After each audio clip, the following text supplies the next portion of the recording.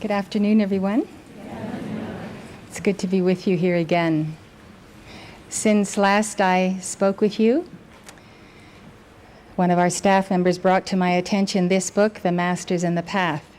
How many of you have picked up your copies today? Quite a few of you. We were very astounded to find that these were in Montana and that we could get them quite readily. The price on them is without any overhead at all. It's just the price of the book. So there's much to cover in this book. The book is entitled The Masters and the Path. How many of you have read that book?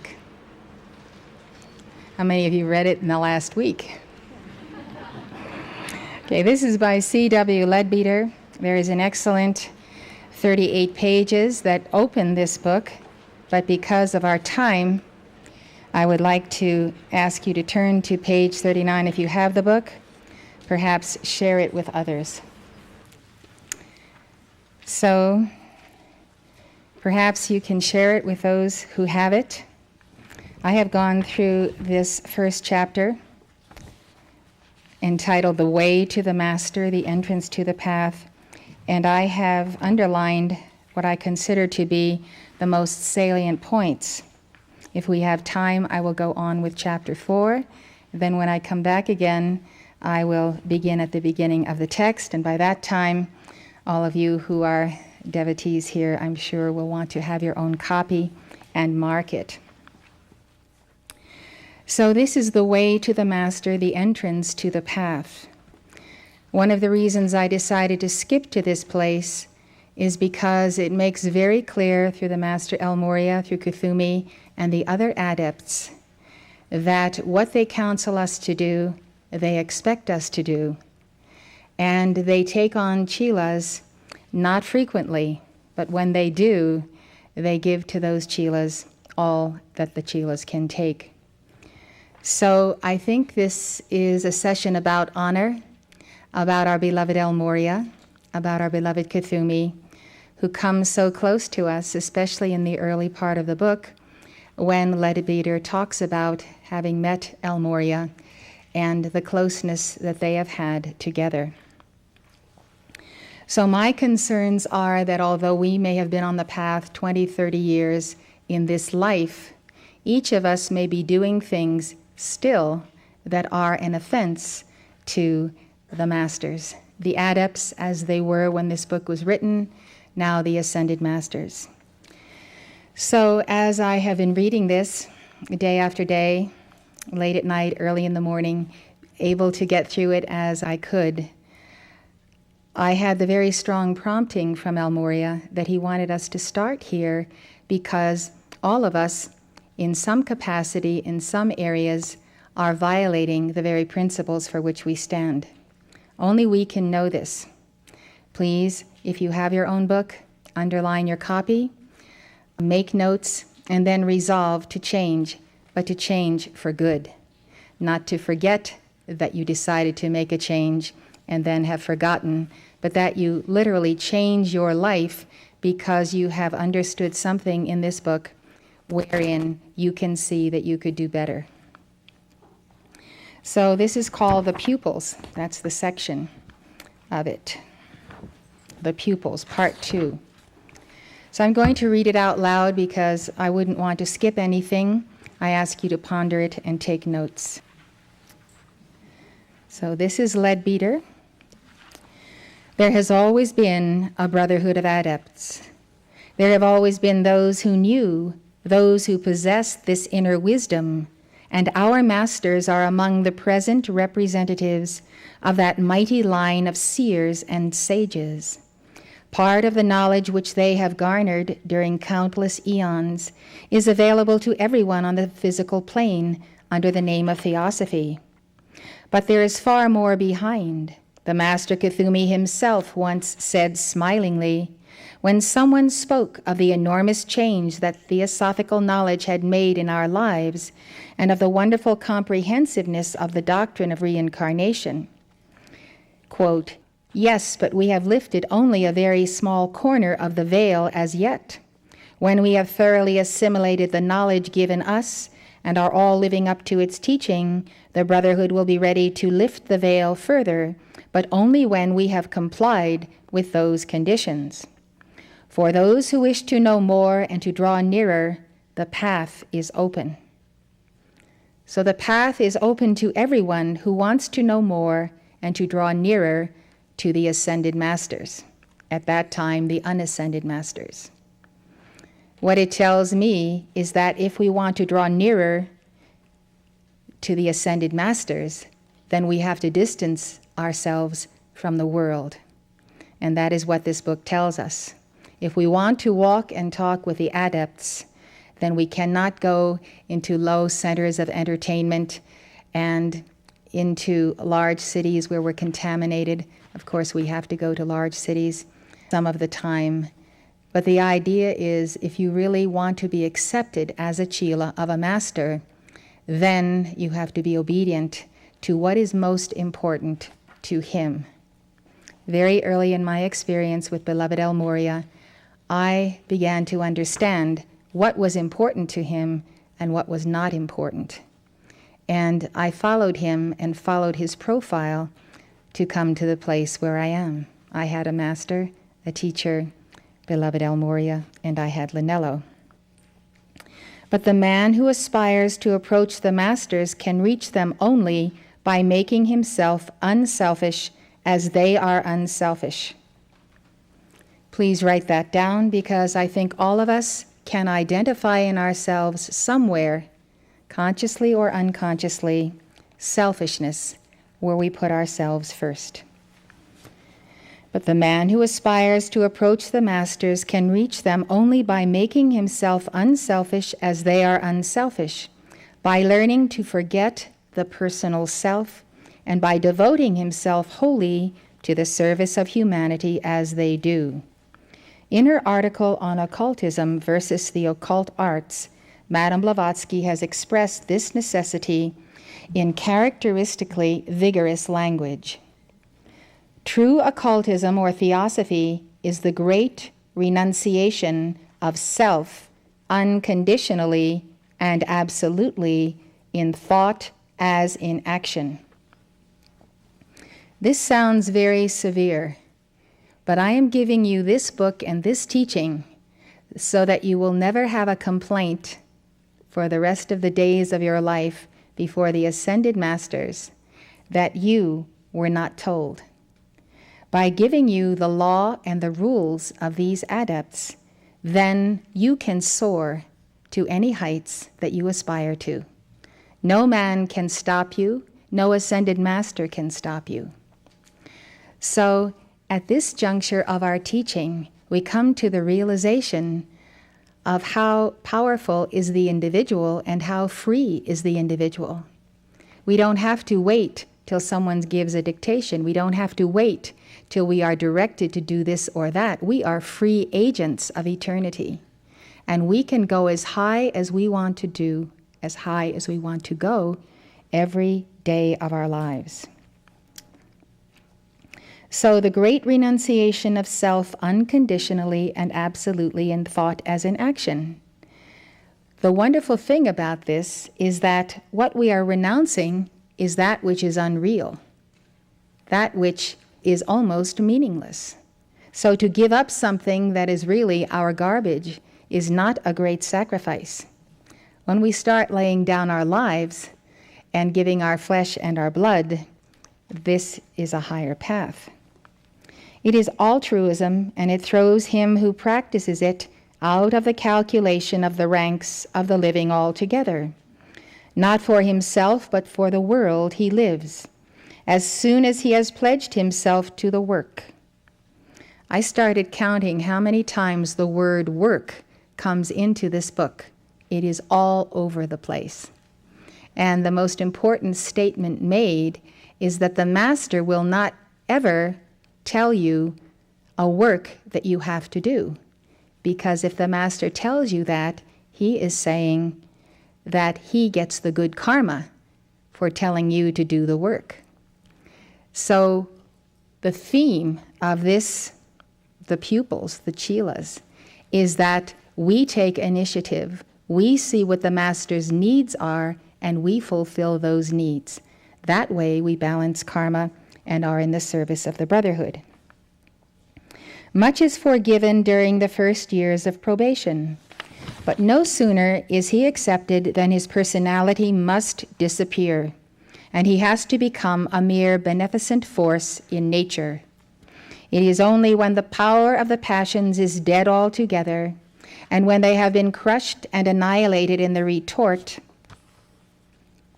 of an unflinching will, when not only all the lusts and longings of the flesh are dead, but also the recognition of the personal self is killed out, and the astral has been reduced in consequence to a cipher, that the union with the higher self can take place. Then, when the astral reflects only the conquered man, the still living but no more the longing selfish personality, then the brilliant Ogaiades, the divine self, can vibrate in conscious harmony with both the poles of the human entity, the man of matter purified, and the ever-pure spiritual soul, and stand in the presence of the Master Self, the Christos of the mystic, Gnostic, blended, merged into and one with it forever. The aspirant has to choose absolutely between the life of the world and the life of occultism. It is useless and vain to endeavor to unite the two, for no man can serve two masters and satisfy both.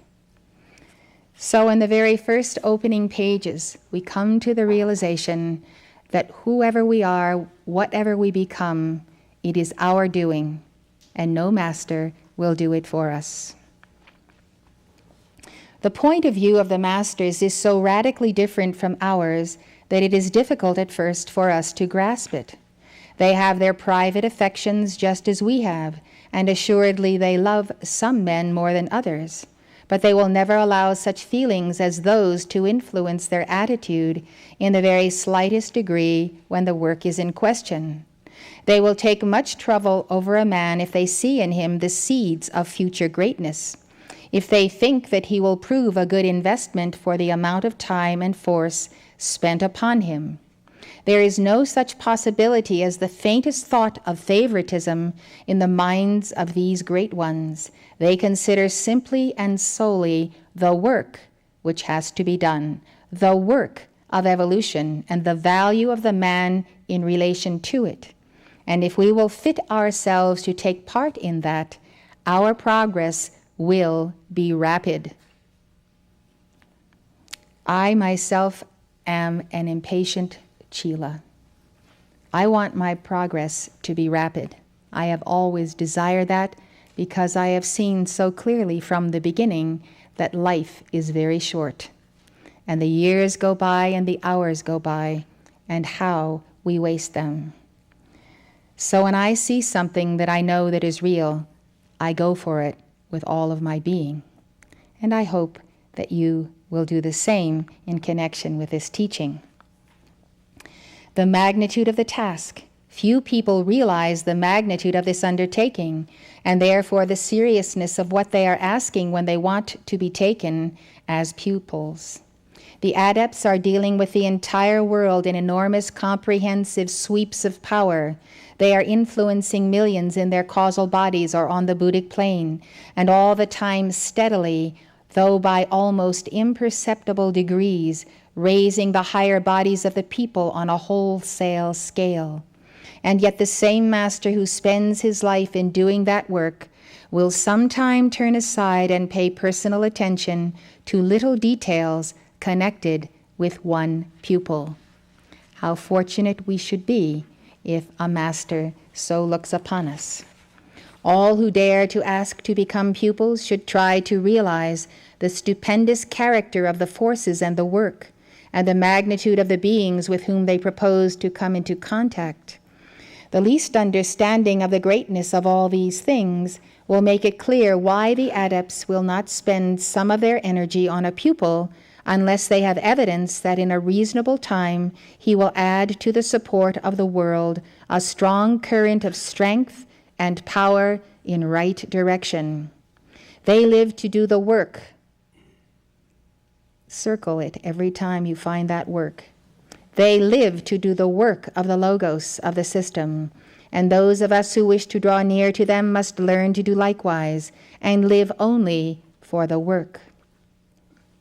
Those who do that will certainly attract the attention of the holy ones and be trained by them to help and bless the world. Human progress is slow, but it is constant. Therefore, the number of the perfected men is increasing, and the possibility of attaining to their level is within the reach of all who are willing to make the stupendous effort required. Stupendous effort it is. In normal times, we should need many births before we could gain adeptship, but it is possible for us to hasten our progress on the path, to compress into a few lives the evolution, which otherwise would take many thousands of years. That preparation needs great self-control. Write down the word self-control. Circle the Aries line of God control and realize that that control is necessary for you to sustain the levels that the Ascended Masters would bring us to. That preparation needs great self-control, determined effort carried on year after year, and often with but little to show outwardly in the way of definite progress. For it involves the training of the higher bodies far more than the physical body, and the training of the higher does not always manifest itself very obviously on the physical plane. Next is the importance of the work. Again, circle the word work. Anyone who hears about the masters and their teaching, if he has any grasp at all of what it means and involves, must instantly be seized with a most intense desire to understand them and enter their service. The more he learns, the more does he become filled with the wonder and beauty and glory of God's plan, and the more anxious does he become to take part in the work. Circle the work. Once he has realized that God has a plan of evolution, he wants to be a fellow laborer with God, and nothing else can possibly bring satisfaction. Then he begins to ask himself the question, what must I do next? And the answer is, work. Do what you can to help the progress of humanity in the Master's way. Begin with what you have the opportunity to do and what you can do, which may be any little external thing at first, and presently as you acquire the necessary qualities of character, you will be drawn into the higher side of it all, until through striving to be and do your best, you will find yourself possessed of the qualifications which admit to initiation and membership in the Great White Brotherhood itself. When first I had the privilege of coming into somewhat closer touch with the Master, I asked him in a letter what I should do. He answered to the following effect, you must find work for yourself. Circle the word work. You know what we are doing. Throw yourself into our work. Circle it. In any way you can. If I gave you a definite piece of work to do, would you do it? But in that case, the karma of what was done would be mine because I told you to do it. You would have only the karma of willing obedience, which of course is very good, but it is not the karma of initiating a fruitful line of action. I want you to initiate work, circle the word, for yourself, because then the karma of the good deed will come to you. I think we might all take that unto ourselves. We might realize that it is our business not to wait until we are asked to do something, but to set to work. And circle the word. There is a good deal of quite humble work to be done in the connection with theosophy. Often perhaps some of us would prefer the more spectacular part. We should like to stand up and deliver lectures in public to large audiences. We can generally find people who are willing to offer themselves for that. But there is a great deal of humdrum office work, circle it, to be done in connection with our society, and we do not always find so many volunteers for that.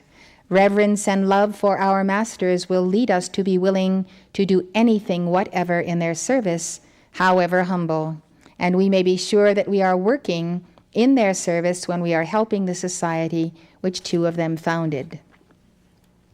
The ancient rules, the qualifications for admission to the Great White Brotherhood, which have to be acquired in the course of the work, encircle it, in the earlier part of the path, are of a very definite character and are always essentially the same, although they have been described in many different terms during the last 25 centuries. In the early days of the Theosophical Society, when all its wonderful teaching was new to us, this question of qualifications was naturally one of those about which some of us were most eager to learn. And before Madame Blavatsky wrote down for us the most marvelous manual, The Voice of the Silence, she had already given us 2 lists of the requirements for Chilaship. I cannot do better than quote them here for comparison with the later directions. She writes, "A Chila is a person who has offered himself to a master as a pupil to learn practically the hidden mysteries of nature and the physical powers latent in man. The master who accepts him is called in India a guru, and the real guru is always an adept in the occult science, a man of profound knowledge, exoteric and esoteric, especially the latter, and one who has brought his carnal nature under the subjection of the will, who has developed in himself both the power, siddhi, to control the forces of nature, and the capacity to probe her secrets by the help of the formerly latent but now active powers of his being. This is the real guru.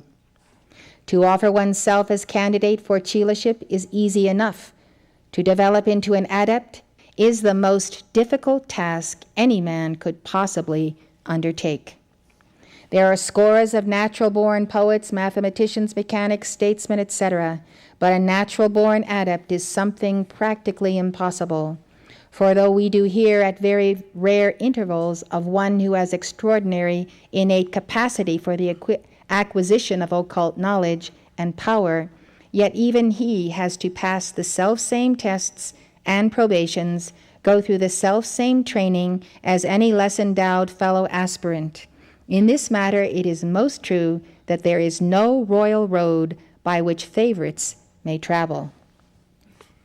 For centuries, the selection of Chilas outside the hereditary group within the Gampa temple has been made by the Himalayan Mahatmas themselves from among the class.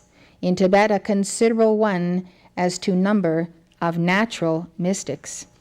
The only exceptions have been in the cases of Western men like Flood, Thomas Vaughan, Paracelsus, Pico de Mirandolo, Count Saint Germain, etc., whose temperamental affinity to this celestial science more or less forced the distant adepts to come into personal relations with them and enabled them to get such small or large proportion of the whole truth as was possible under their social surroundings. This is from a book that it lists here, The Laws of Upasanas. We learn that the qualifications expected in a Chila were: 1, perfect physical health. 100 years ago, it was easier to have more perfect physical health than it is today, with all of the substances we take in and the pollutions.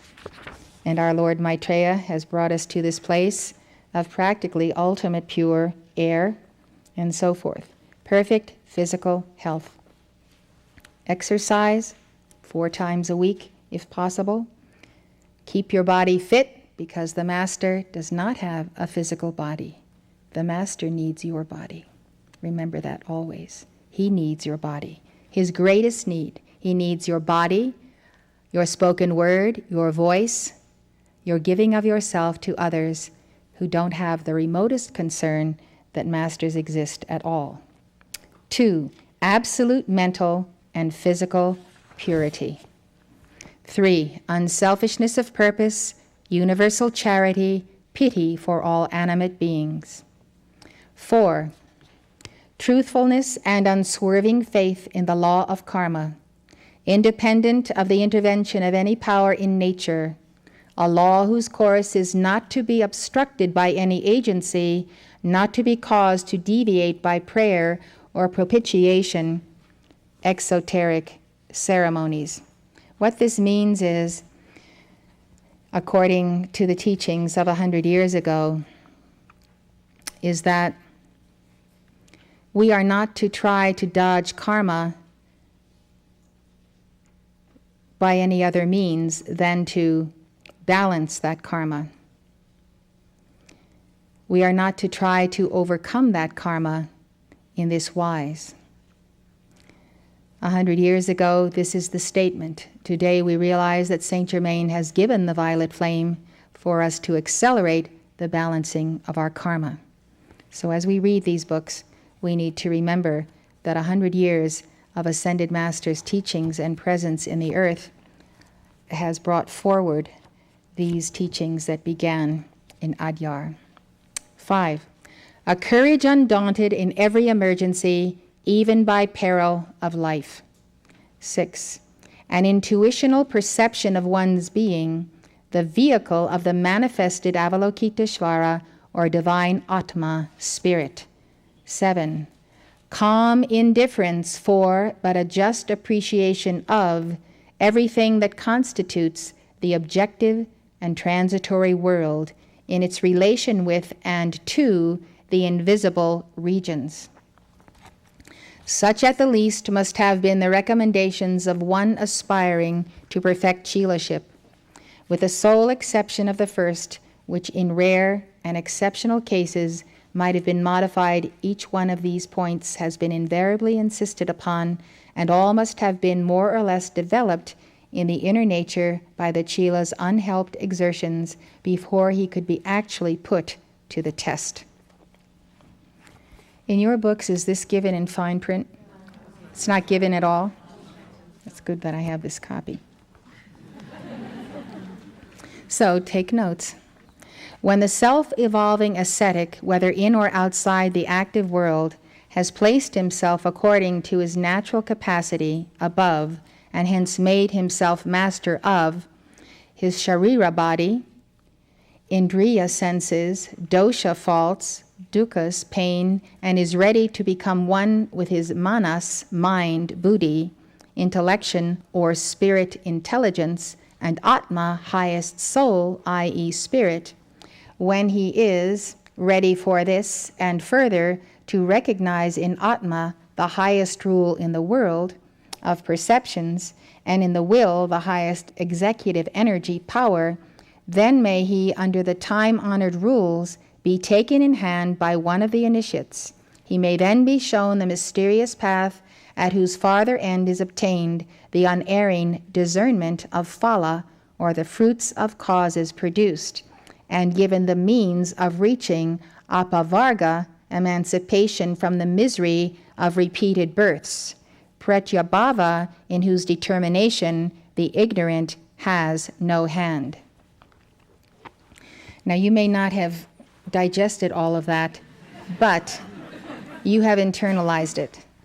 What is said here is now become a part of you, and perhaps we can break it down. For instance, this entire paragraph I just read is one sentence. That's typical of the writings of 100 years ago. So the second set of rules which she gives us occurs in her book, Practical Occultism. They are 12 in number, but she tells us that they are taken from a list of 73 to enumerate which would be useless as they would be meaningless to Europe, though she says that every instructor in the East is furnished with them. The explanations in brackets are by Madame Blavatsky herself. They are as follows. Again, this is very fine print. It's not always understandable, but it needs to enter your soul. So if it's difficult to write down, which it is good to meditate, separate your hands and feet, and just drink in what I'm reading. Okay. The place selected for receiving instruction must be a spot calculated not to distract the mind, and filled with influence-evolving magnetic objects. The 5 sacred colors gathered in a circle must be there among other things. The place must be free from any malignant influences hanging about in the air. The place must be set apart and used for no other purpose. The 5 sacred colors are the prismatic hues arranged in a certain way, as these colors are very magnetic. By malignant influences are meant any disturbances through strifes, quarrels, bad feelings, etc., as these are said to impress themselves immediately on the astral light, i.e., in the atmosphere of the place, and to hang about in the air. The first condition seems easy enough to accomplish, yet, on further consideration, it is one of the most difficult to obtain. 2. Before the disciple shall be permitted to study face to face, he has to acquire preliminary understanding in a select company of other lay upasaka disciples, the number of whom must be odd.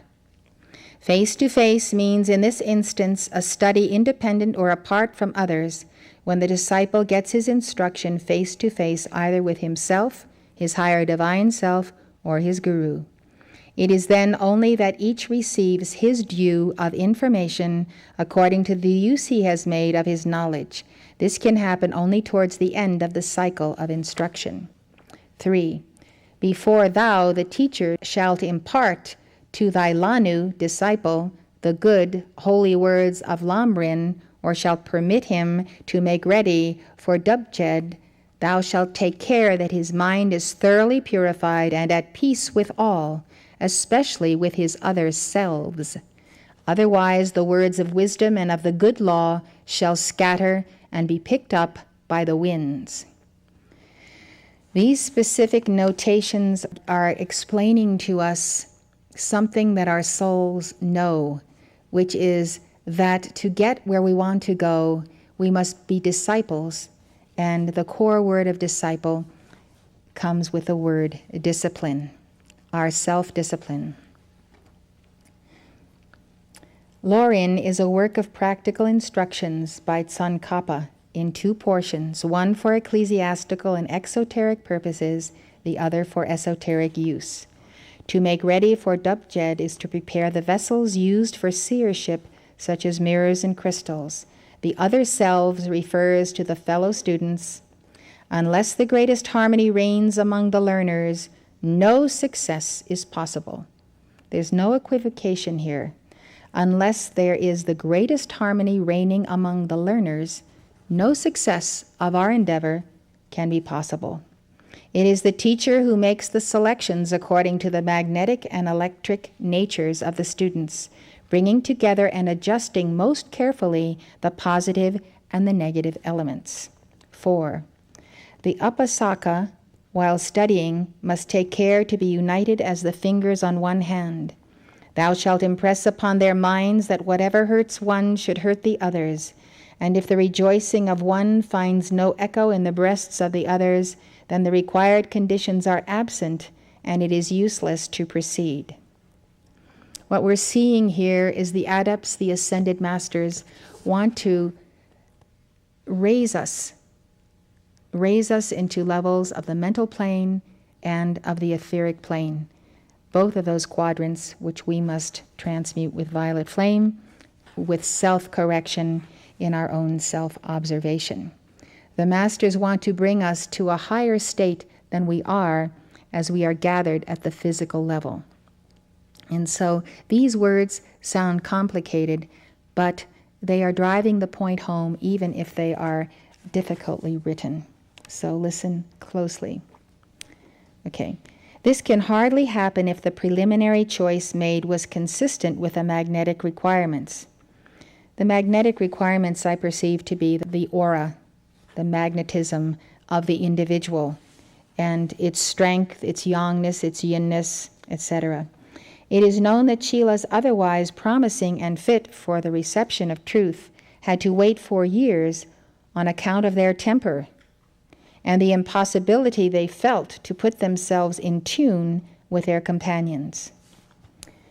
Examine yourself, make lists where you stumble on any of the things that I read to you about, such as temper.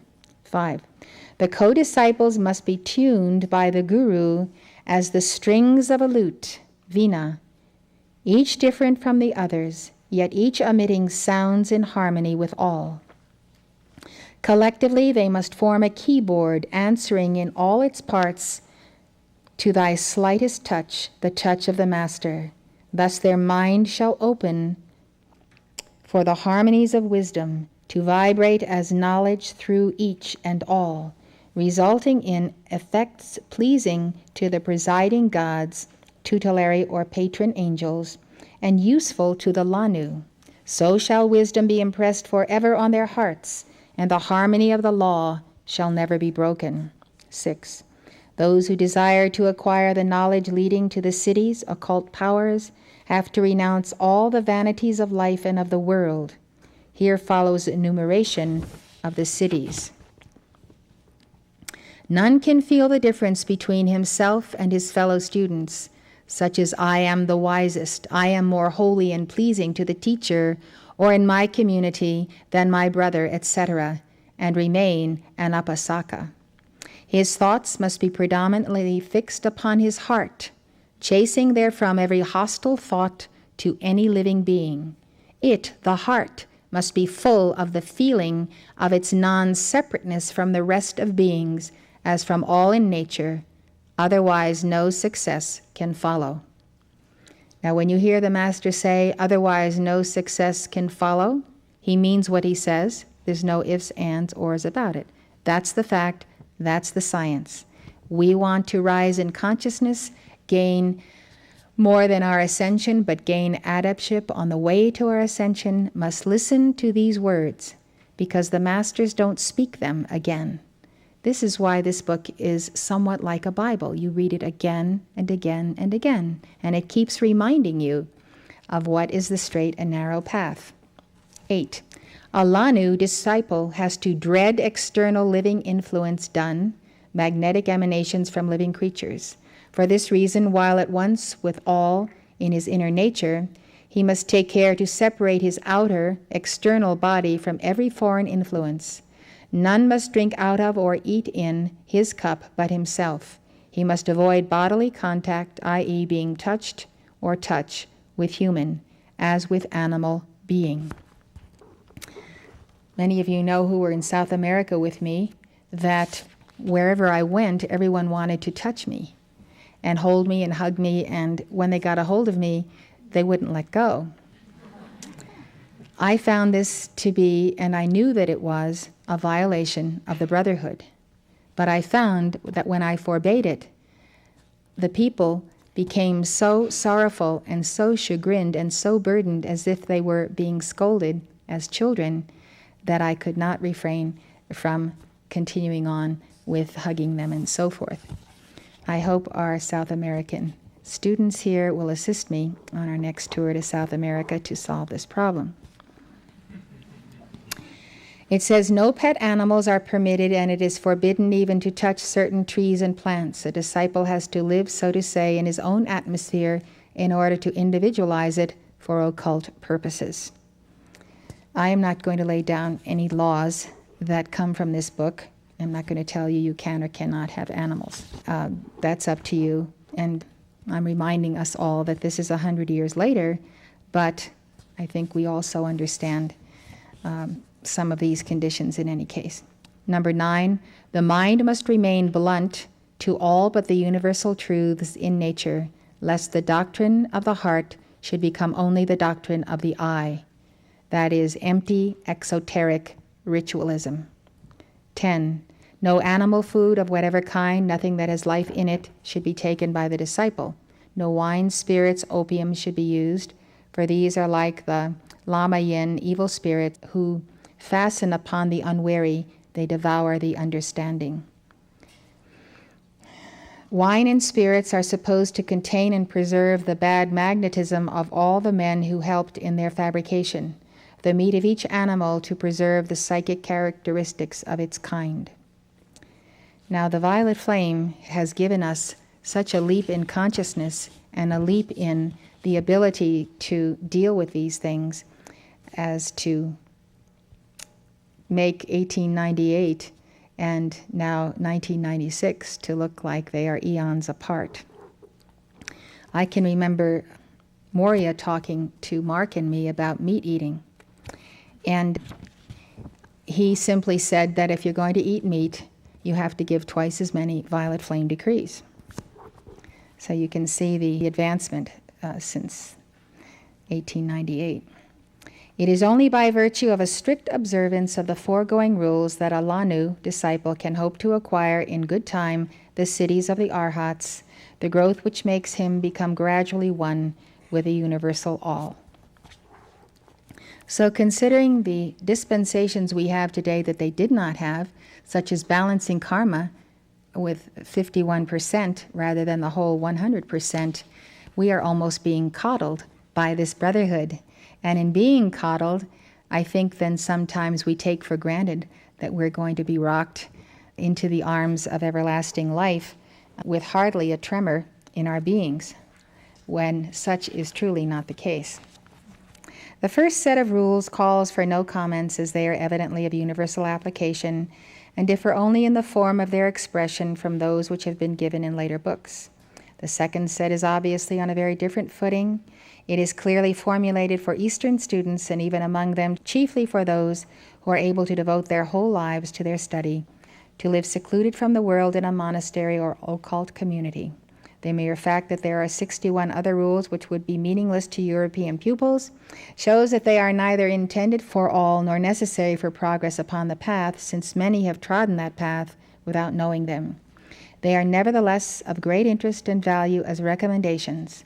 The moral and ethical regulations are familiar to us, and so is the insistence upon the necessity of perfect harmony and mutual understanding among those disciples who have to learn and work together. I have brought this to your attention not because I expect you to memorize this, but so that you will understand what the rules were when we had to balance 100% of our karma. To realize how much the Ascended Masters have gone to bat for us to make the 51% requirement possible. It is to this latter object that most of the rules here quoted are directed, and in the case of a group of students, its importance can scarcely be exaggerated. In Western life, we have insisted so strongly upon individualism and upon the undoubted right of each person to live his own life, so long as he does not incommode others, that we have to a large extent forgotten the possibility of a really intimate union. Instead of being united as the fingers of one hand, we live together as a number of marbles in a bag, which is far from ideal from the inner point of view.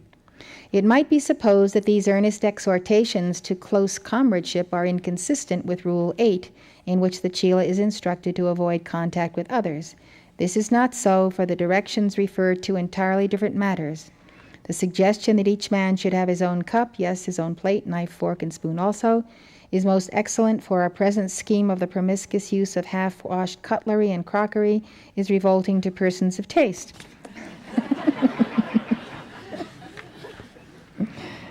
The avoidance of unnecessary contact with others has its advantage, for the indiscriminate mingling of auras is highly undesirable.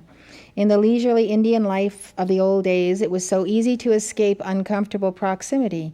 Now that trains and tramways have been introduced and that the hurry of modern business compels people to use them, even in the immemorial East it is somewhat more difficult than in Europe. It would be practically impossible.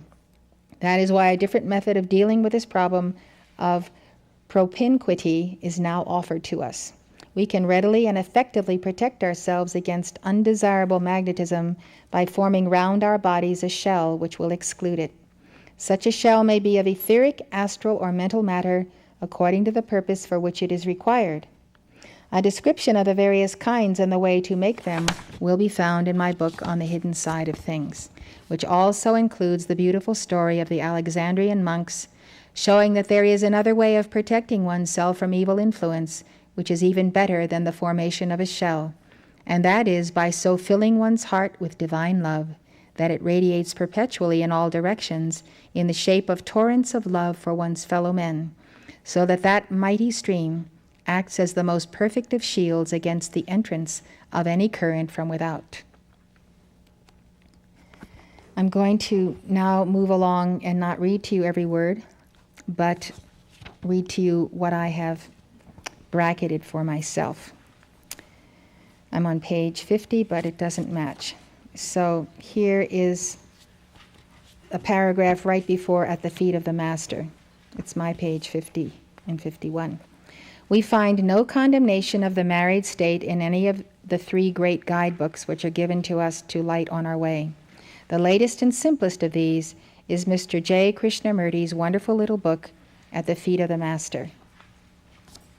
So now I'm going to talk to you about Krishnamurti and the book At the Feet of the Master, because Mark used to talk to us a great deal about this book. And in fact, Morya had me read it very early on in my training. As I understand it, the Ascended Masters have seen Krishnamurti as being on the dark side and not being of the light. What I did not know till I opened this book, and if I never learned anything else from this book, this is certainly very important. Leadbeater says, although Mr. Krishnamurti puts this book before the world, the words which it contains are almost entirely those of the Master Kuthumi. So all these years I've been under the impression that this dark one, Krishnamurti, had written this book, and that At the Feet of the Master was therefore something that I could not recommend. The book, as I received it 30 years ago, was called The Impersonal Life. Mark used to comment on it in any case that if one doesn't really have the understanding of the impersonal life, and therefore does not understand entering into communion with other souls, that this could be a dangerous book. In any case, I trust Leadbeater, who said that the Master Kuthumi was the actual one who wrote these words. It goes on, "These are not my words," the author says in his foreword. "They are the words of the Master who taught me. When the book was written, Mr. Krishnamurti's body was 13 years old, and it was necessary for the Master's plans that the knowledge requisite for initiation should be conveyed to him as quickly as possible. The words contained in the book are those in which the Master tried to convey the whole essence of the necessary teaching in the simplest and briefest form. But for the requirements of this particular case, we might never have had a statement so concise, yet so complete, so simple, and yet so all-inclusive. Many books have been written expounding the details of the stages of this preparatory path, and there has been much argument over the exact shades of meaning of Sanskrit and Pali words. But in this little manual, the Master boldly brushes all that aside and gives nothing but the essence of the teaching, expressed as far as may be in modern terms and illustrated from modern life." So there continue here teachings and commentary on the book. For instance, the story of how this little book came to be written is comparatively simple. Every night I had to take this boy in his astral body to the house of the Master, that instruction might be given him. This is my page 52. The Master devoted perhaps 15 minutes each night to talking to him, but at the end of each talk he always gathered up the main points of what he had said into a single sentence, or a few sentences, thus making an easy little summary, which was repeated to the boy so that he learned it by heart. He remembered that summary in the morning and wrote it down. The book consists of these sentences of the epitome of the Master's teaching, made by himself and in his words. The boy wrote them down somewhat laboriously because his English was not then very good. And so on goes and continues the story of the writing of At the Feet of the Master, or what this book calls it, At the Feet of the Master, or The Impersonal Life. Now we come to the disciple's attitude, and I think that this is extremely important. I've learned a great deal from these pages. The disciple's attitude. Having these books before him, the pupil is left in no doubt as to what he should do. He should obviously make efforts along 2 particular lines: the development of his own character and the undertaking of definite work for others. Circle the work. Clearly, what is set before him and in this teaching implies an altogether different attitude towards life in general that has been expressed by one of the Masters in the phrase, "He who wishes to work with us and for us must leave his own world and come into ours." The man of the world thinks of the events of life chiefly as they affect himself and his personal interest. The Master thinks of them only as they affect the evolution of the world. Bottom of that page, we shall be of use to the Master just insofar as we can work, circle it, along with him in however humble a fashion. We can best work along with him by making ourselves like to him, so that we shall regard the world as he regards it. I think that it's important for all of us to see the world as El Morya sees it, and to commune with him so that we can understand his thoughts, his understanding of what is going on in the world today and what is coming upon us.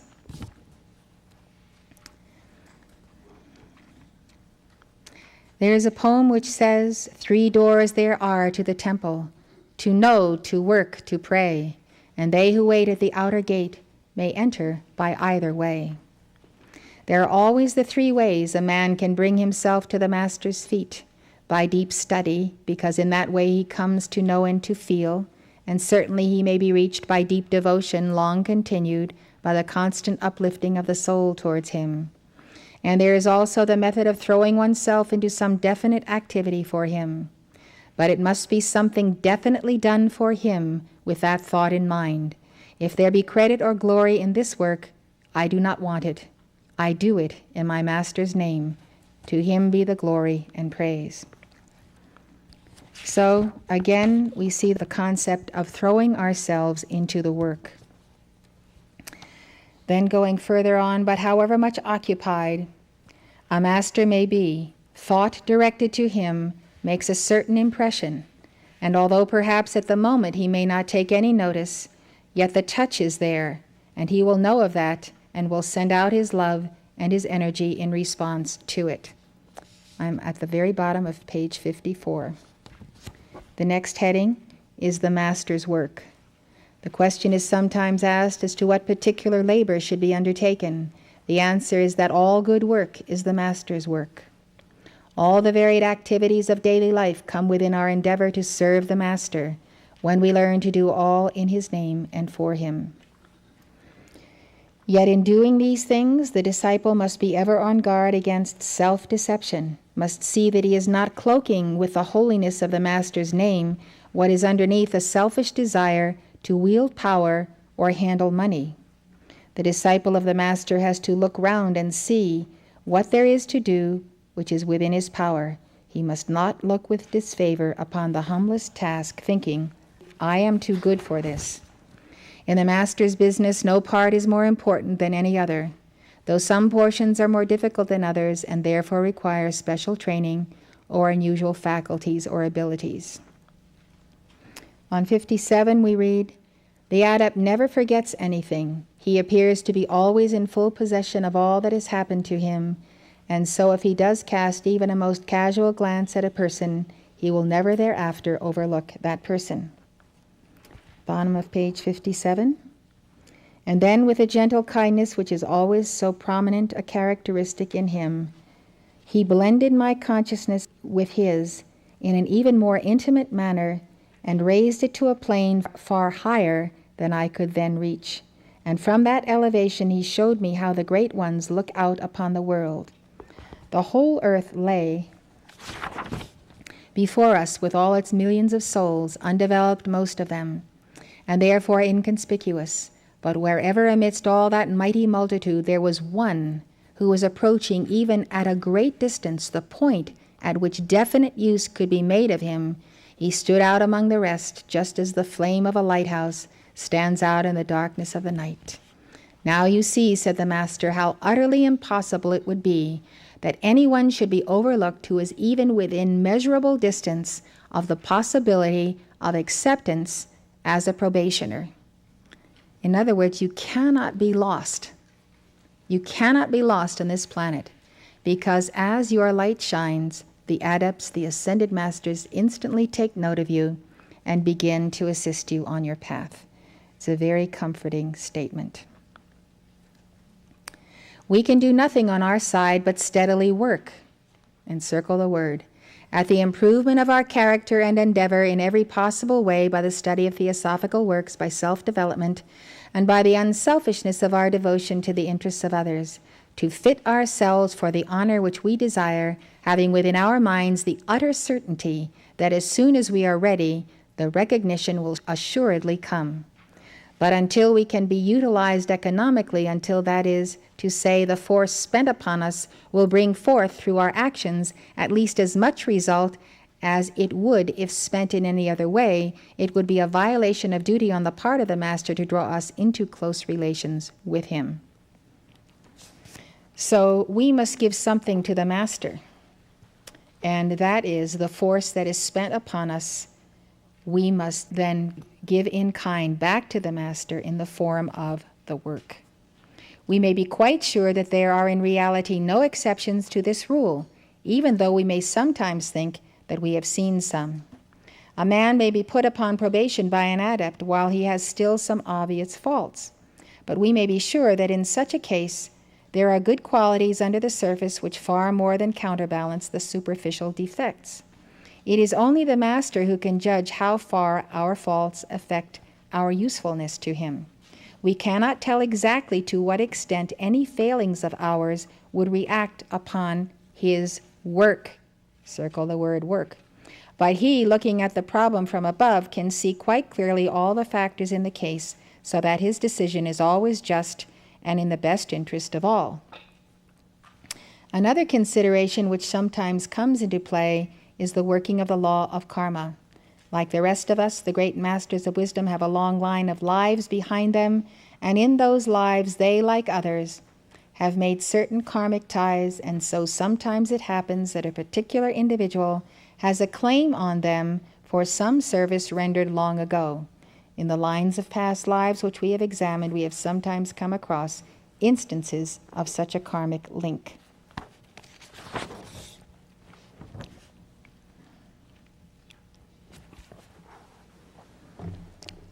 I could take a few questions now.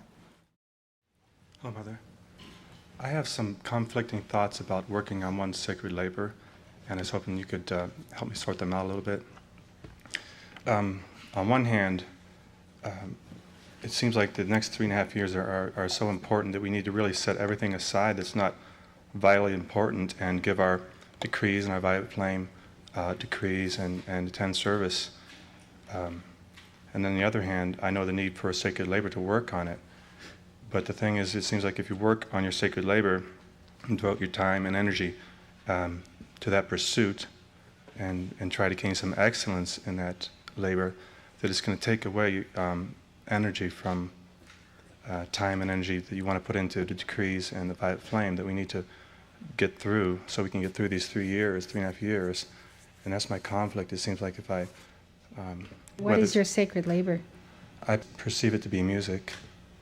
And it just seems like if I spend time working on that, whether it's taking evening classes or... Well, 3.5 years is a very short time. It's a very short time out of tens of thousands of years that we've all lived. And if Saint Germain says, give me 3.5 years, we should give it to him.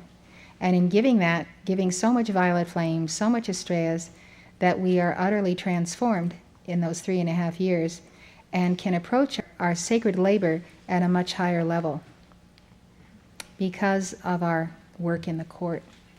And, you know, this is a monastery in itself. It's Maitreya's mystery school. And if you come here, it's because you do have a desire to balance your karma, and that anyone here could say, well, God may pluck me out tomorrow, and I may be in heaven, and I only balance 40% of my karma. And that's a fine how do you do if you're going to come back into a world that gets worse and worse by the day.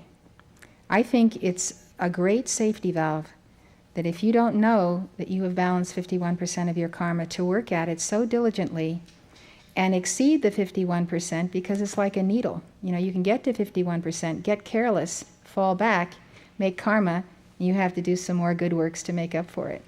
So the longer you are in embodiment, you know, the more opportunity you also have to make more karma.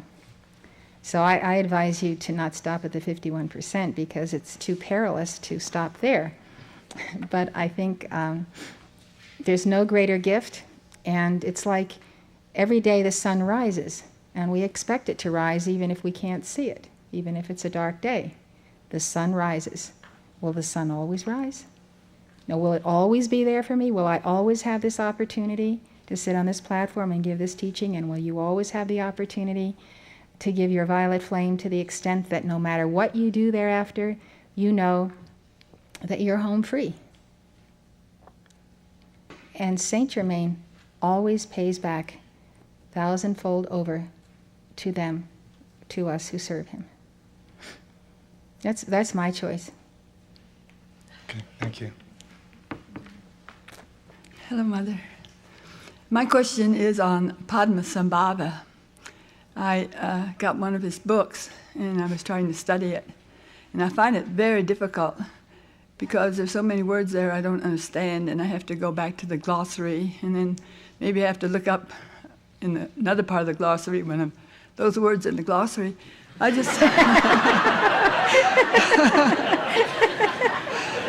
Oh, boy. I just wanted to ask, how we can get better acquainted with him, because I know that he wants us to get acquainted with him, and that he said he was very close to us. And he also gave us one of his tertons, and maybe you can help me know how to use. We have a library, and in that library we have, I don't know that we have the definitive collection of writings that have been written about Padmasambhava. There are communities on the West Coast that produce such books, and I've been disappointed in them because I find that the greatest teaching I receive from Padmasambhava is in his dictations that he gives to us. So I think that there are books that are readable and there are books that are not too readable, but they are there, and I looked at them and glanced at them, and sometimes I've taught from them for a number of years now. But on the whole, I am disappointed with the views of other organizations who have named Padmasambhava as their focal point. So maybe we can do a little better on simplifying who Padmasambhava is and his teachings for all of us who would like to know more. All right, thank you.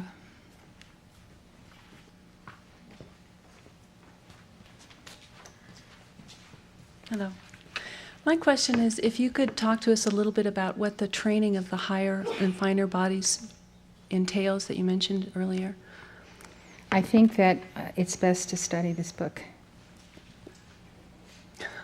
I mean, yes, we put the 4 lower bodies on the cosmic clock. Yes, we know that the highest and most important of those bodies is the etheric body. We know that if you divide that quadrant in half again, the upper part of it is the purest, and the substances misqualified are the lesser. So restoring the etheric body is of tremendous import because it's the only body that really remains until the hour of your ascension, whereas the 3 lesser bodies are subject to disintegration.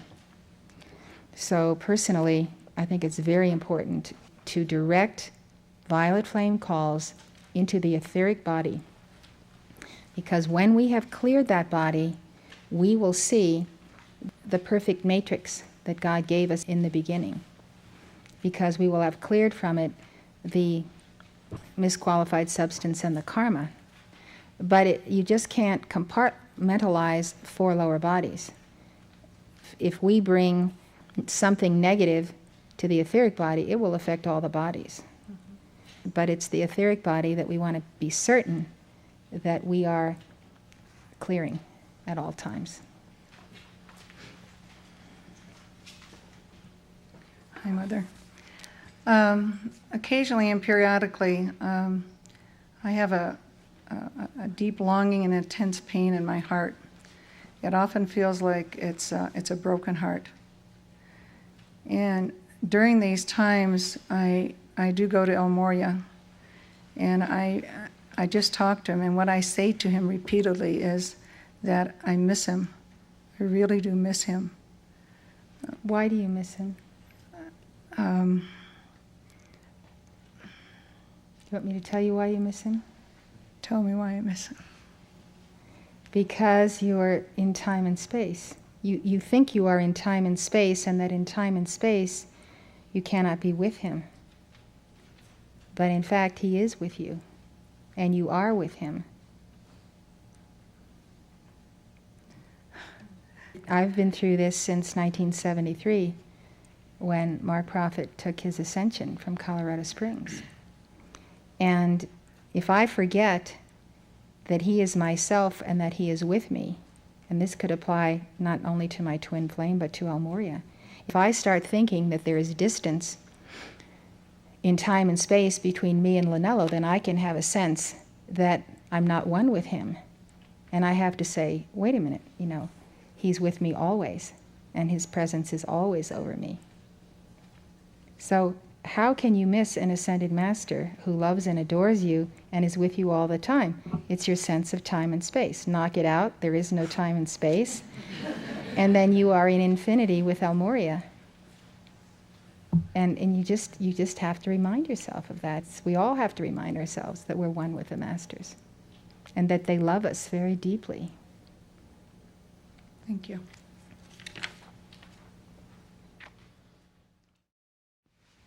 I'd like to read now from page 60 in my point in the book, because I'm going to confess to you something that I did when I was in high school that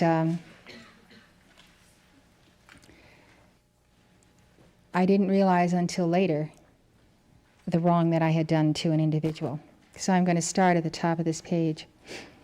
The spiritual guru, taking the student by the hand, leads him into and introduces him to a world entirely unknown to him. Even in common daily life, parents, nurses, tutors, and instructors are generally held responsible for the habits and future ethics of a child. So long as the pupil is too ignorant to be sure of his vision and power of discrimination, is it not natural that it is the guide who should be responsible for the sins of him whom he has led into those dangerous regions? That sentence ends with a question mark. Now, as we shall see in subsequent chapters, when a man comes into close relation with the master, he has much more power than he had before. You can see what a precarious thing it is for the master to take on any of us when he is not sure that we will be steady. So, if you do come in close relation with the master, he has much more power. You would have much more power than you had before. One who becomes a pupil of a master can therefore do much more good, but he could also do much more harm if he happened to let his force go in the wrong direction. Very often the young disciple does not realize the power of his own thought. The man in the street may think something foolish or untrue without producing any serious effect, because he does not know how to think strongly. He may think ill of someone else without making any very great impression upon that person. But if a disciple who has the power of the master within him and has trained himself by long practice and meditation to use it, should misunderstand another person and think evil of him, his strong thought current would act prejudicially upon that person and might even seriously affect the whole of his future career.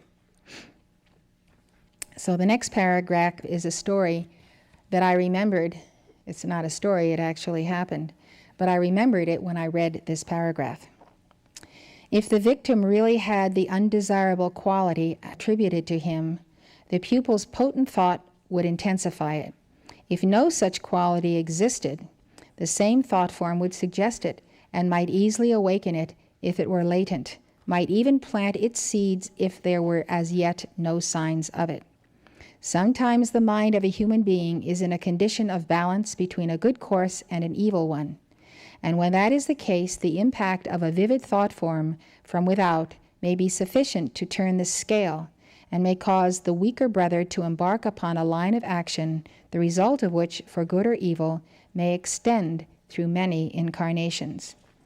How careful, then, must the pupil be to see that the enhanced thought power with which his connection with his master has endowed him shall be used always to strengthen and never to weaken those towards whom it is directed.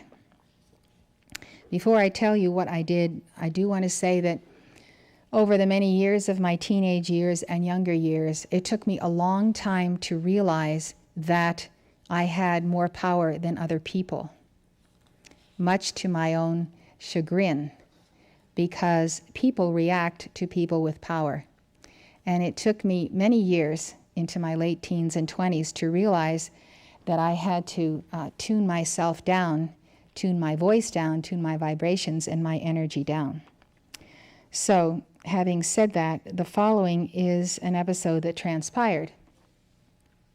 Someone I'd been in kindergarten with and all through the years in my grammar school lived down the street from me. We were in the same level together. And we were either like, let's say, 17 or 18. And I don't remember where we were when we were talking, but he told me that he wanted to become a Protestant minister. Now, I had seen him all his life, and of course was probably more familiar, and I couldn't imagine him, or I couldn't imagine seeing him as a minister. And so, without even thinking, I said to him, "You, a minister? You could never be a minister." And it came out of me, and I wasn't happy that it came out of me. And I suppose it was because I'd known this person for all those years. So about 10 years ago, or less, between 5 and 10 years passed, I made contact with a lot of people that I knew when I was in high school, college, and other places. I had never had contact with them since I left and disappeared into the world of the occult with Mark Prophet and Kathumi and so forth. On that occasion, I was back in my hometown. I called him up. He lived in New Jersey at the same time. I don't know if he was a basketball coach or what. But we chatted a while, about things of our high school days and so forth. And my purpose in calling him was, after all those years, to apologize to him that I had said that to him.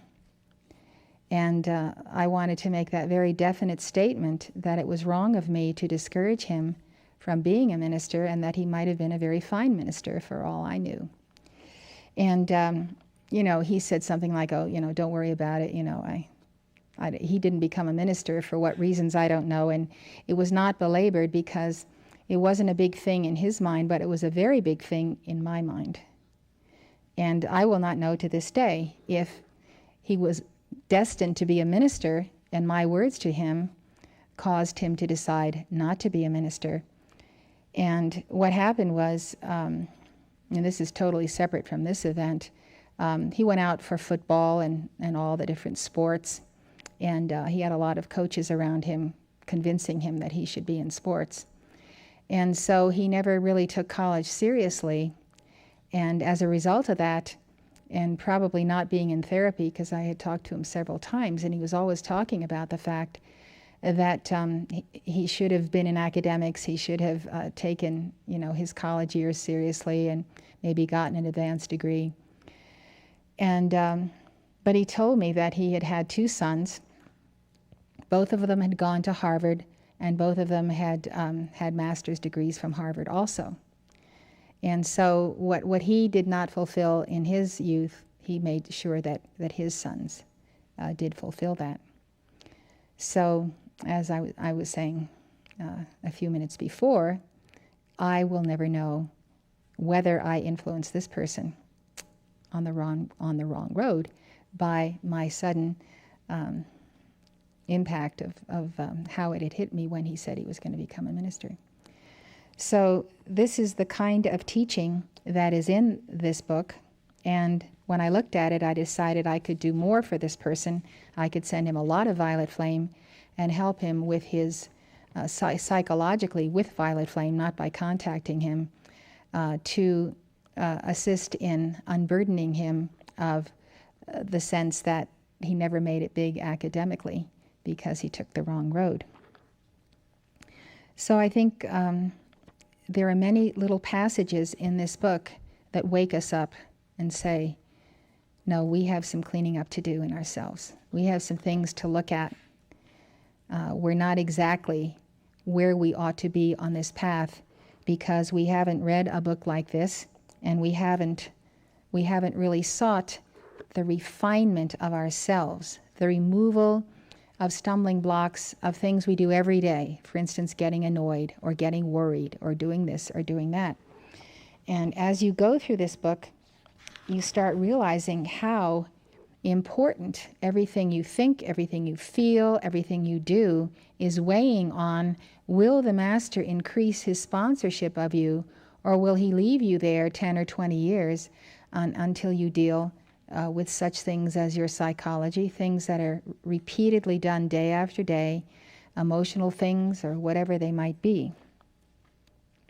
So if I could just give us a little bit more of this teaching. I know when I'm reading it to you it might seem a bit laborious, but what it gives to us and how important it is cannot be measured. I don't know of another book that I have wherein these specific commentaries of what is going to just stop us in our tracks and what is going to get us where we're going. So, however this is written, I hope you're going to study it. Here's a little story about another common hindrance is readiness to be offended. Many a good and earnest aspirant is so easily offended as to be of practically no use in the work because he cannot get on with other people. He will have to wait until he has learned to adapt himself and to cooperate with any person whatever, and that means any person whatever. The book has stated, don't underestimate anything that's written here. So no matter how cantankerous someone would be, and let's say on the telephone when you're talking to people about the church, you have to maintain this love flame in your heart that you are sending over the telephone to that person. Many people who make the inquiry have failings of this kind, and they do not like it if their fault is pointed out to them. They do not generally believe that they have it and imagine that we are in error. But in rare cases, they are willing to profit by the suggestion. I remember very well a lady coming to me in an American city and asking the question, "What is the matter with me? Why may I not draw near to the Master?" "Do you really want to know?" I asked. Yes, certainly. She really wished to know. She adjured me to look at her occultly or clairvoyantly or in any way I wished, at all her vehicles and her past lives, and to decide thereby. I took her at her word and said, "Well, if you really want to know, there is too much ego in your cosmos. You are thinking all about yourself and not enough about the..." Right. That's not the end of the story, though. Of course, she was terribly offended. She flounced out of the room and said she did not think much of my clairvoyance. But that lady had the courage to come back 2 years later and say, "What you told me was quite true, and I'm going to put it right and to work hard at it." That story has repeated itself many times, except that this is the only case in which the person came back and acknowledged the fault. Unquestionably, the disciple who is willing to see himself as others see him may learn much that will help him to progress. I recollect that one of the masters once remarked that the first duty of a Chila is to hear, without anger, anything the Guru may say. It's very interesting, isn't it? We may not know it, but we do get angry at the Ascended Masters. But we don't let it come up. You know, if we would just let it out like Vesuvius and have done with it, it would be much healthier. But I know a lot of people who have problems with various Ascended Masters. And if any of us do, we better deal with it.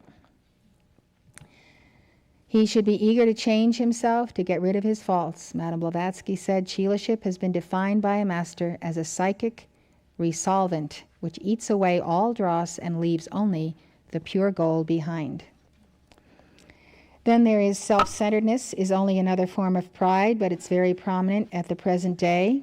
It sometimes happens that those who ask the question have not any particular outstanding defect, and one looks them over, one can only say, I do not see any definite reason, any one fault which is holding you back, but you will have to grow a little all around. That is an unpalatable thing to have to tell a person, but it is the fact. They are not yet big enough and must grow before they will be worthy. Another little phrase I underlined is, it is just the lack of that intense determination which holds us back. Devotion must be complete. We must follow the Master without reserve, not saying within, I will follow that Master so long as he does not want me to work with such and such a person. I will follow the master so long as all that I do is recognized and mentioned in the papers. We must not make conditions. I do not mean that we should give up our ordinary physical plane duties, but simply that our whole self should be at the master's disposal. We must be prepared to yield anything, to go anywhere, not as a test, but because the love of the work is the biggest thing in our lives. Now, this chapter is really exciting. I think it's the most exciting, but it was necessary to read to you the rest first. So I could summarize it. I think that's what I'll try to do. I hate to summarize this because it's so good, so I'll just have to read it. Out of the ranks of earnest students and workers of the kind I've already described, the master has on many occasions selected his pupils, but before he definitely accepts them, he takes special precautions to assure himself that they are really the kind of people whom he can draw into intimate contact with himself, and that is the object of the stage called probation. When he thinks of a man as a possible pupil, he usually asks one who is already closely linked with him to bring the candidate to him astrally. There is not generally much ceremony connected with this step. The master gives a few words of advice, tells the new pupil that what will be expected of him, and often in his gracious way, he may find some reason to congratulate him on the work that he has already accomplished. Now listen to this. This is the most exciting paragraph I think I've read. He then makes a living image of the pupil. That is to say, he molds out of mental, astral, and etheric matter an exact counterpart of the causal, mental, astral, and etheric bodies of the neophyte, and keeps that image at hand so that he may look at it periodically. Each image is magnetically attached to the person whom it represents, so that every variation of thought and feeling in him is accurately reproduced in it by a sympathetic vibration, and thus by a single glance at the image, the master can see at once whether during the period since he last looked at it, there has been any sort of disturbance in the bodies which it represents, whether the man has been losing his temper or allowing himself to be a prey to impure feelings, worry, depression, or anything of the kind. It is only after he has seen that for a considerable time no serious excitement has taken place in the vehicles represented by the image that he will admit the pupil into near relation with himself. Now, isn't that astounding? Can't get away with anything, right?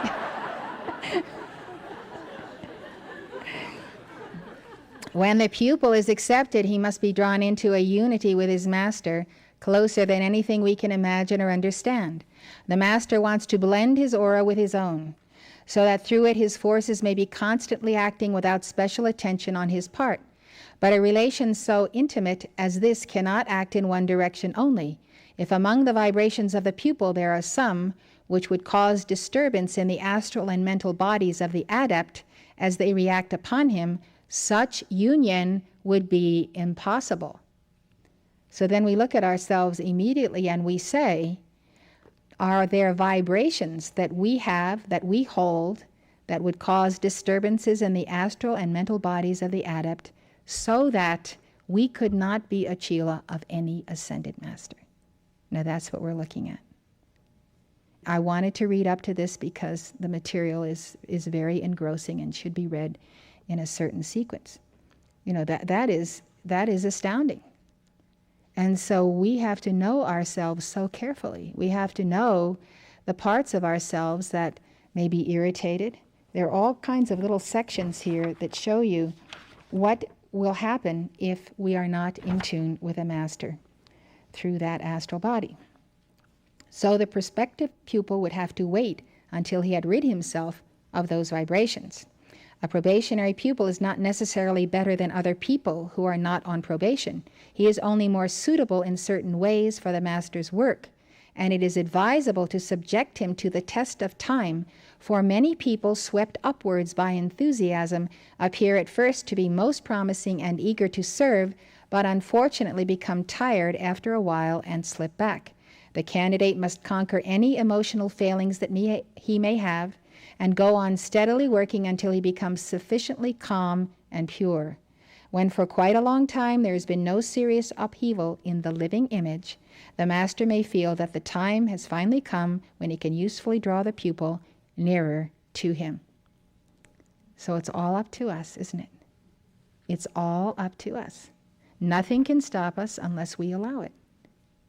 We can achieve anything we decide to do. And we have all the teachings of the last 100 years that have come down to us all the way through this dispensation to the present. We have the violet flame. We have every kind and conceivable decree. We have psychology. We can have therapy with any one of a number of our therapists right here in the community. I mean, we can make it, but it takes all of us. It takes all of our love, all of our striving, all of our one-pointedness, all of our checking of ourselves constantly and saying, am I out of alignment?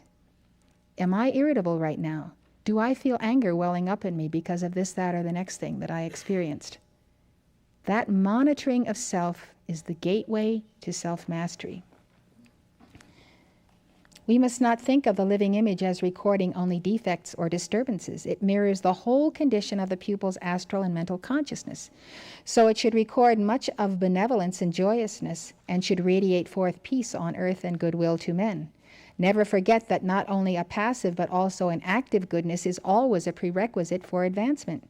To do no harm is already much. But remember that it is written of our great exemplar that he went about doing good. And when the Lord Buddha was asked to epitomize the whole of his teaching in one verse, he began, "Cease to do evil," but immediately he continued, "Learn to do good." If a pupil on probation does something usually good, for the moment, the master flashes a little more attention on him. And if he sees fit, he may send a wave of encouragement of some sort, or he may put some work in the pupil's way and see how he does it. Generally, however, he delegates that task to some of his senior pupils. We are supposed to offer opportunities to the candidate, but to do so is a serious responsibility. If the person takes the opportunity, all is well, but if he does not, it counts as a bad mark against him. We should often like to give opportunities to people, but we hesitate, because although if they take them, it will do them much good, if they do not take them, it will be a little harder to do next time. It will be seen then that the link of the pupil on probation with his master is chiefly one of observation and perhaps occasional use of the pupil. It is not the custom of the adepts to employ special or sensational tests, and in general, when an adult is put on probation, he is left to follow the ordinary course of his like, and the way in which the living image reproduces his response to the trials and problems of the day gives quite sufficient indication of his character and progress. When from this the master concludes that the person will make a satisfactory disciple, he will draw him nearer and accept him. Sometimes a few weeks is sufficient to determine this. Sometimes the period stretches into years. Then I was telling you when we were seeing the new classroom for children, the effect of cruelty to children, devastating effects of fear induced in children by roughness and cruelty, the initiator, Lord Maitreya, being involved in this. Okay, here's Maitreya. This is page 72.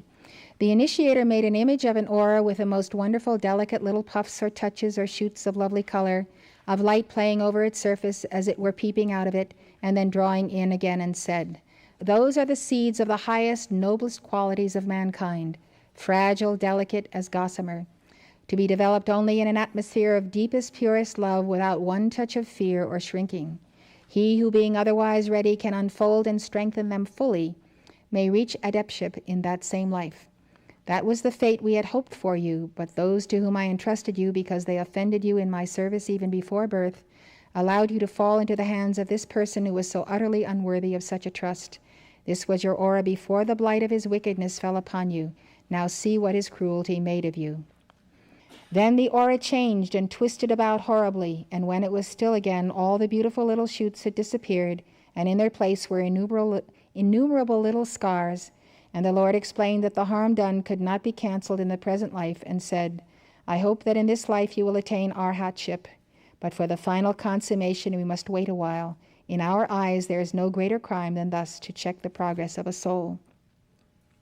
As the candidate saw this aura writhe and harden, saw all its fair promise ruthlessly destroyed by the brutality of this man, he felt again for a moment what he had to a great extent forgotten, the agony of the small boy sent away from home, the ever-hovering fear and shrinking, the incredulous horror, the feeling of flaming outrage from which there is no escape or redress, the sickening sense of utter helplessness in the grasp of a cruel tyrant, the passionate resentment of his wicked injustice, with no hope, no foothold anywhere in the abyss, no God to whom to appeal. And seeing this in his mind, I who watched understood something of the terrible tragedy of childhood and why its effects are so far-reaching. Many good people remain at the same level through several incarnations while their tormentors fall back in evolution. The last life in which adeptship is attained must have absolutely perfect surroundings in childhood. This is compensated for today by the ascended masters who have given us the violet flame, whereby we can erase in our 4 lower bodies all harm that has come to us in this life and what we know of our past lives. Nothing but evil can follow from this ghastly custom of cruelty. Careful to make certain that no children for whom they are in any way responsible shall be in danger from this particular form of crime. It says here that the Lord Maitreya has frequently been called the teacher of gods and men, and that he is the minister for religion and education. And I think we should co-opt Lord Maitreya to be our minister for religion and education. His constant and daily endeavor to raise the intellectual conceptions of millions of angels and men. His right-hand man in all this marvelous work is his assistant and destined successor, the Master Kuthumi, just as the assistant and destined successor of the Lord Vivasvata Manu is the Master Morya. This is on 76. Thoughts and feelings of an undesirable kind must be rigorously excluded. You must work at them until they are impossible to you. Touches of irritability ruffle the calm sea of the consciousness of the brotherhood. Pride must be eliminated, for it is a serious bar to progress. Exquisite delicacy of thought and speech is needed, the rare aroma of perfect tact which can never jar or offend. That is hard to win, yet you may reach it if you will. Forget about yourself and consider others. A pupil must be constantly kind, obliging, helpful, not now and then, but all the time. Remember, all time which is not spent in service or fitting yourself for service is for us lost time. I want you to grow quickly that I may use you in the great work. To help you in that, I give you my blessing.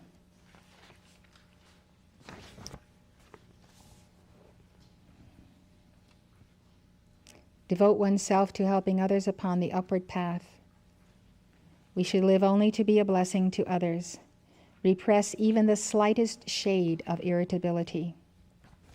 Here are 6 precepts for probationers. 1, on page 79. Forget yourself and the desires of your personality and remember only the service of others, devoting your strength, your thought, your enthusiasm wholly to that. 2, do not offer an opinion on any matter unless directly asked for it. That'll keep a lot of people quiet, won't it? Before speaking, always consider how what you say will affect others. Never betray or comment upon a brother's weakness.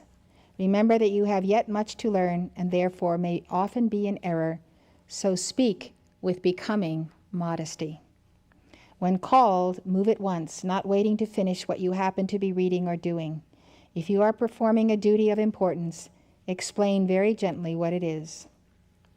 I wish to draw you closer to me, and if you will keep these rules, I shall soon be able to do so.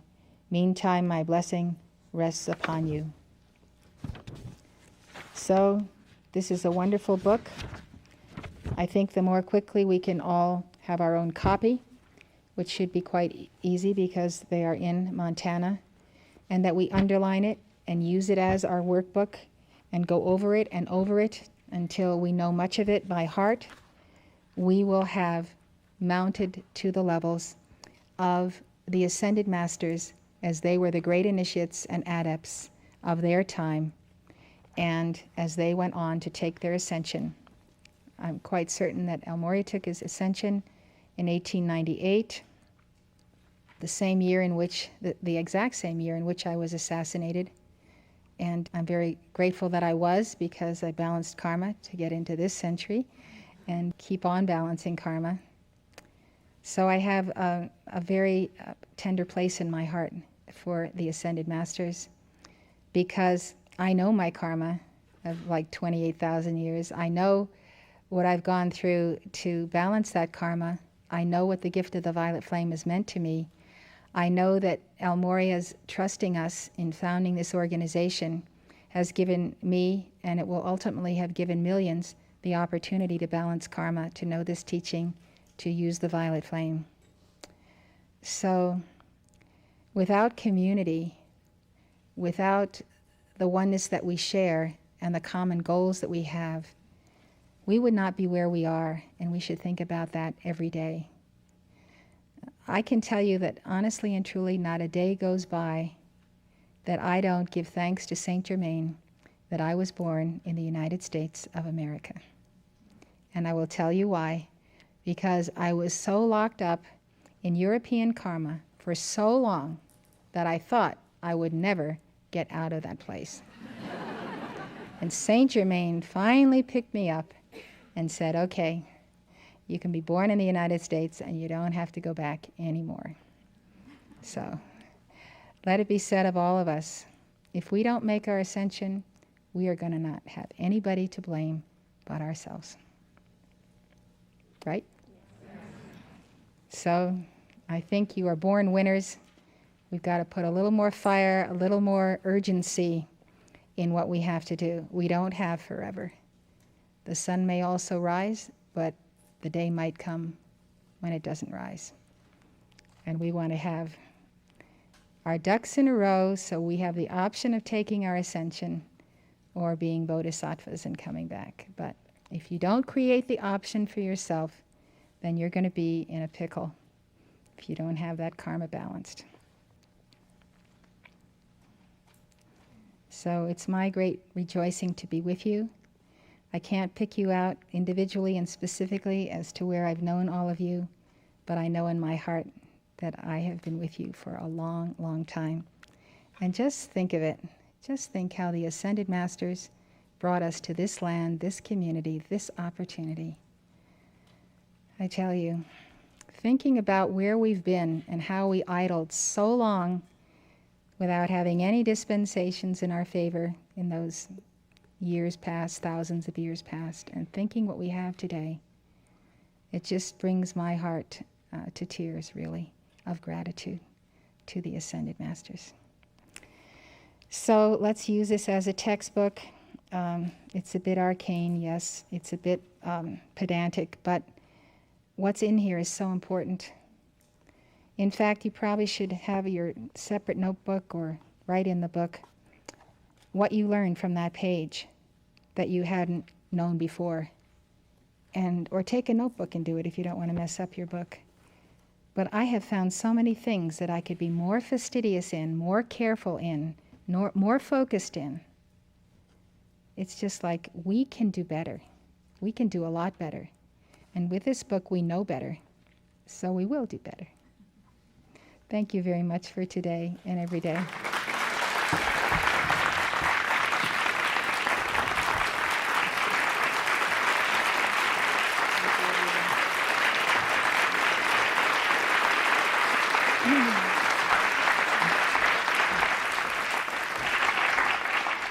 Beloved, mighty I am presence from the heart of God in the great central sun, beloved Jesus Christ, beloved Lord Maitreya Gautama Buddha Padmasambhava, beloved El Morya, beloved Kuthumi, beloved Lord Maitreya, all of you who have been in embodiment recently and all of you who have been ascended for thousands of years. We count our blessing as the ultimate blessing that we have ever had in this world, to have our feet on this soil, this United States of America, this Royal Teton Ranch, to have this opportunity to think that inside of 25, 50 years, we could all be ascended in the light, being the teachers of those who will come after us. O God, send us the precious children and let us care for them delicately, lovingly, and in the true walk with their beloved El Morya. We are grateful for thousands upon thousands of gifts, gentle little nudges that you give us, precious messages that we hear out of this ear, in this ear, or into another. We are so mindful of your walk with us, each step of the way on the path. Let us remember that excessive conversation is draining. Let us remember that many things take from us our centeredness with you. Beloved El Morya, beloved Lanello, you are our first and most profound love. You have called me out of the world to this place, and I am grateful, so grateful, to be with these Chilas. Bring 10,000s times 10,000s more, O God. Let us be prepared, let us be ready. Let us perfect ourselves in what this book has outlined to us. Surely we shall carry on in thy name, O beloved masters. To that end, we say, we love you, we are grateful, and we commit ourselves to you forever. Wherever you should go, El Morya, across the galaxies, we are your team. We are here for you. Call us now. Call loudly so we will wake up and hear you. Call so that we will answer immediately and not question whether or not we have heard you. Call, beloved El Morya, and test us again and again. We thank you in the name of the Father, the Son, the Holy Spirit, and the Divine Mother. Amen.